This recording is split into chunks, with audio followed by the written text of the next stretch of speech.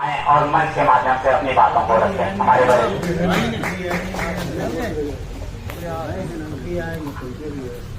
चलिए आगे बुलाना चाहूंगा मैं अपने रामानुज तिवारी जी को, जो हमारे वरिष्ठ भाई रहे, हमारे मुख्यालय शाखा के अध्यक्ष भी रहे। उनसे हम लोगों ने बहुत कुछ सीखा है और वो हमारे इस एम्प्लॉइज यूनियन के बड़े बड़े संघर्षों के एक भागीदार रहे। उन्हीं वो कर्णधार रहे जिनके नेतृत्व में हम लोगों ने मुख्यालय पर बहुत बड़ी बड़ी विजय प्राप्त की। आज वो साझा करेंगे कि उन्होंने कैसे अब कर्मचारियों को संगठित किया और किस तरीके से वो बड़ी बड़ी विजय प्राप्त कराई, जो कर्मचारी हितों को लेकर उन्होंने यहाँ पे आंदोलन किए और प्रबंधन के सामने उसको विजय में परिवर्तित किया। रामानुज जी जब भी वो आह्वान करें हमें उपस्थित होना पड़ेगा। हमें इस चीज की का झांसा या फिर ये बातें नहीं करनी है कि हमारी सीट पे हमें बहुत ज्यादा काम है, हम यहाँ उपस्थित नहीं हो सकते, क्योंकि यहाँ बहाना बनाने वाले बहुत सारे लोग हैं जो ये कहते हैं कि अरे हमारी सीट पर तो बहुत सारा काम है, मैं यहाँ उपस्थित नहीं हो पा रहा हूँ, सब थोड़ा सा देख लीजिए। जब उनके पास जाओ तो वो कहीं कमरे में दर्शन करते हुए या फिर किसी दूसरी चीज को करते हुए उनके अधिकारी बैठा भी नहीं होगा, लेकिन वो यहाँ तक ये बड़ा सब तक उपस्थित होना नहीं पसंद करते। तो इस तरीके से वो अपना नुकसान कर रहे हैं, ना कि संगठन का नुकसान कर रहे हैं। इसलिए अगर सभी मांगों को पूर्ण कराना है तो मेरा पुनः विनम्र निवेदन है सभी कर्मचारी भाइयों से कि वो समय से सभा स्थल पर उपस्थित हों। अब इस समय मैं बुलाना चाहूंगा अपने केंद्रीय अध्यक्ष भाई केशव झा जी को कि वो आए और मंच के माध्यम से आप सभी लोगों का महामंत्री जी ने बताया कि ये हमारे अस्तित्व की लड़ाई है, निगम के अस्तित्व की लड़ाई है, हमारे अपने अस्तित्व की लड़ाई है। तो अगर हम लोग यहाँ पर एकत्रित नहीं हुए तो निश्चित तौर पर हम कहीं ना कहीं अपने संघर्ष में असफल ही रहेंगे, सफल नहीं हो पाएंगे। इसलिए अगर हमें सफल होना है तो हमें संगठित होकर अपने अस्तित्व की लड़ाई के लिए एकजुट होना पड़ेगा और हमें इस संगठन के मंच पर उत्तर प्रदेश राज्य एम्प्लॉइज यूनियन के मंच पर आकर खड़ा होना पड़ेगा और हमारे केंद्रीय अध्यक्ष भाई सज्जा का बल बनना पड़ेगा। तभी हम अपने इस लड़ाई को सही अंजाम तक पहुंचा सकते हैं और निगम के हितों की रक्षा कर सकते हैं और कर्मचारियों के हितों की भी रक्षा कर सकते हैं, ताकि हमारा निगम का अस्तित्व भी बना रहे और हमारे कर्मचारी भाइयों का भी अस्तित्व बना रहे और उनकी मांगे निरंतर, क्योंकि हमारी मांगे कभी भी इनकम छोड़ने वाली नहीं है। आए दिन नित्य प्रतिदिन कोई ना कोई मांग हमारी इनकम्प्लीट रहती ही है, क्योंकि हम आज हमारी एक मांग पूरी हुई तो कल आने वाले भविष्य में कोई दूसरी मांग ऐसी होगी जो प्रबंध तंत्र द्वारा जानबूझकर उसमें कुछ कमियां निकालकर हमारी उन मांगों को रोक दिया जाता है। तो हमें अपने हाथ पर हाथ रखकर बैठना नहीं है कि आज हमारी सारी मांगे पूर्ण हो गई हैं तो अब हमें संघर्ष नहीं करना है, क्योंकि आप सभी को याद होगा कि इसी प्रांगण में जब हम लोग सातवें वेतन के लिए लड़ाई लड़ रहे थे, एक साल से ज्यादा जब उन लोगों ने आंदोलन चलाया और सातवें वेतन का लाभ सभी को जब मिल गया तो उस समय ऐसा था कि चाहे वो सातवें वेतन का लाभ हो, चाहे डीए का लाभ हो या सारी चीजें सभी कर्मचारी भाइयों को प्राप्त हो गई थी। तो उस समय तब भी यही बार बार कहा जा रहा था कि हमें हाथों पर हाथ रखकर बैठना नहीं है, क्योंकि अगर हम लोगों ने संगठन को अपनी शक्ति प्रदान नहीं की तो आने वाले समय में वो समय पैदा जरूर हो जाएगा, वो गैप पैदा जरूर हो जाएगा कि हमारी मांगे कहीं न कहीं कतिपय अपूर्ण होती चली जाएंगी और एक मांगों का एक इतना बड़ा अंबार पैदा हो जाएगा कि प्रबंधन अपनी सड़कों पर दिन प्रतिदिन एक मांगों को पूर्ण करेगा और फिर एक लंबी लिस्ट मांगों की हमारी अपूर्ण रह जाएगी। इसके लिए अगर हमें सारी मांगों को पूर्ण कराना है तो संगठित होना पड़ेगा और इस संगठन के मंच पर और अपने केंद्रीय अध्यक्ष जी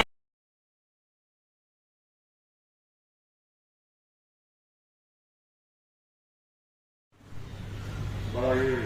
सुखद अवसर था। हमारे कई पूर्व जो सेवानिवृत्त हो चुके हमारे वरिष्ठ साथी हमारे बीच में उपस्थित रहे हैं, उनके मुखारबिंद से जो अनुभव सुनने को मिले वो एक किस्म की प्रेरणा है हमारे उन साथियों के लिए जो हमारे आज की नई युवा पीढ़ी है। हमारे पुराने साथियों ने इस यूनियन को खड़ा करने में अपने खून पसीने, अपने योगदान में किसी तरह की कोई कमी नहीं छोड़ी। और जो ये विरासत आज तैयार है, इसके आगे आप ही लोगों को लेके जाना है। तो मेरे गले में संक्रमण है, थ्रोट कोट इन्फेक्शन की वजह से बोलने में थोड़ी सी तकलीफ है, इसलिए मैं अपनी बात को थोड़ा संक्षेप में कहूंगा। आपकी इन मीटिंगों के माध्यम से जो संदेश हम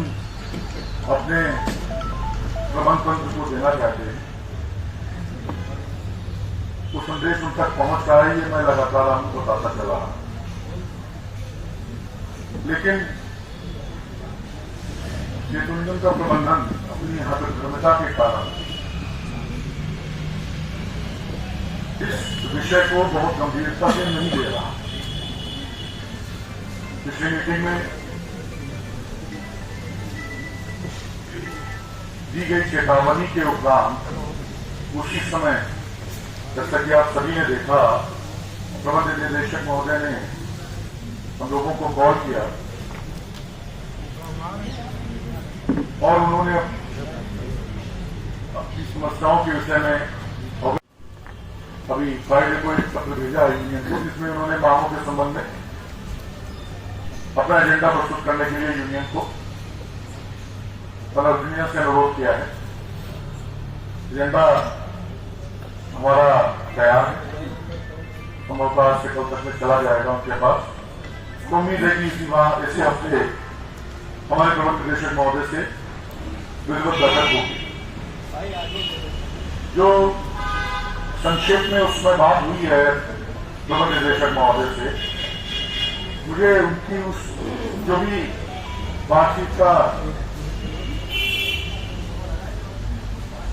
एक मतलब समझ में आया उनका क्या कहते हैं उनका वे, तो मुझे ये लगा कि बहुत सारी चीजों से वो अभी अज्ञान नहीं, अभी उनको बहुत सारी चीजों की जानकारी या तो है नहीं या न होने का उनके द्वारा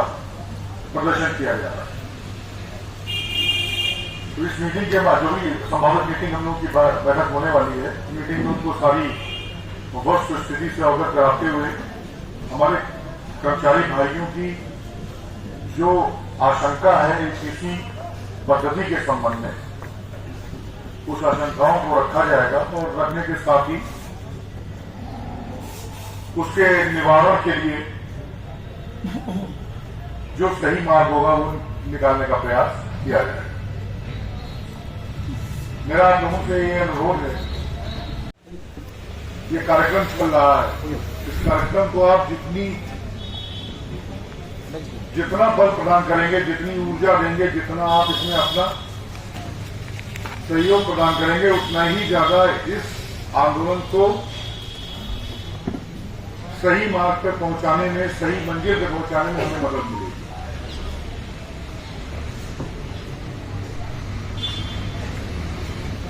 आज बहुत ज्यादा बोला नहीं जा रहा है, तो मैं अपनी बारी को यही विराम देते हुए आपके क्षमा चाहूंगा और आपसे अपेक्षा जरूर करूंगा कि आपकी आपका जो सहयोग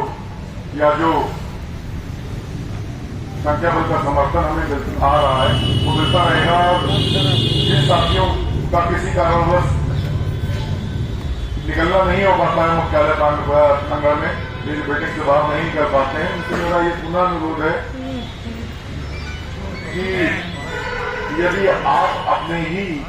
अस्तित्व की लड़ाई में सहयोगी नहीं हो सकते हैं तो आप किसी राय